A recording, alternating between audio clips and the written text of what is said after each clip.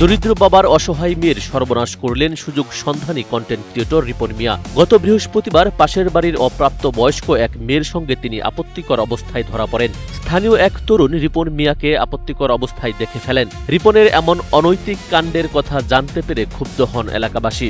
এরপর ডাকা হয় সালিশ। শেষমেশ ৫ লাখ টাকা জরিমানা দেওয়ার শর্ত হজম করেন রিপন মিয়া, অন্যথায় গ্রাম ছাড়া হতে পারেন রিপন।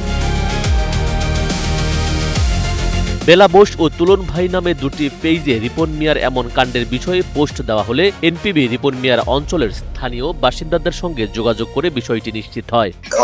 ঘটনাটা হয়েছে গত বৃহস্পতিবারে আনুমানিক সন্ধ্যা ৩টা হয়েছে। তারপর মেয়ে হয়েছে ৫-৭ দিন। যখন এসব কাজ করতেছিল তখন বাড়ির পাশে ২ ছেলে দেখছে। দেখার পরে আটকানোর পরে ওই ছেলে যে ছেলে দেখছে ওই ছেলেকে ১০ লাখ টাকা দিয়ে রিপন বয়স চায় আমার রিপনের বাঁচা বসে। তারা ২ দিন পরে বাবা শোনার পরে এলাকার মধ্যে জানার পরে কালকে সালিশ দেওয়া করে সবকিছু বিবেচনা করে কাজ করছি। আমার সর্বসম্মতিতে ৫ লক্ষ টাকা জরিমানা দেওয়া হয়, গ্রাম থেকে প্রতারিত করা হয়। আচ্ছা, এটা গতকাল হয়েছে সালিশটা? জি, গতকাল হয়েছে। জি, মেয়ে বাড়ি রিপনের বাড়ির সাথে মেয়ে বাড়ি এক পাশাপাশি, এক বাড়ি পাশাপাশি। মেয়ে আপনি পাশে স্কুলে পড়ে, ৮ম শ্রেণীতে মনে পড়ে।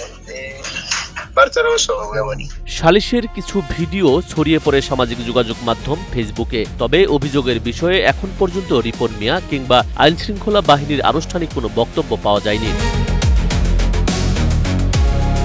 স্থানীয় সূত্রের দাবি, গত ৩০ জুলাই ৮ম শ্রেণীতে পড়ুয়া এক মেয়ের সঙ্গে রিপন মিয়াকে আপত্তিকর অবস্থায় দেখে ফেলেন এক যুবক। পরে এই ঘটনাকে ধামাচাপা দিয়ে সেই যুবককে ১০,০০০ টাকা দিয়ে তার মুখ বন্ধ করার চেষ্টা করা হয়। প্রথম দিকে রিপনের এমন কাণ্ডের বিষয়ে কিছুই জানতেন না মেয়েটির পরিবার। কিছুদিন পর তারা বিষয়টি জানতে পারলে স্থানীয় মুরব্বীদের উদ্যোগে গত সোমবার একটি সালিশ ডাকেন। সেখানে রিপন মিয়া ঘটনাটি সত্য বলে স্বীকারোক্তি দেন। ওই সালিশে রিপন মিয়াকে ৫ লাখ টাকা জরিমানা করার সিদ্ধান্ত নেওয়া হয়। সেই সাথে ৭ দিনের মধ্যে মেয়ের পরিবারের হাতে এই টাকা বুঝিয়ে দিতে বলা হয়। স্থানীয় একাধিক সূত্র ঘটনার সত্যতা দাবি করলেও অভিযোগের বিষয়ে রিপন মিয়ার কোনো বক্তব্য পাওয়া যায়নি। এনায়েত রাজীব, এনপিবি।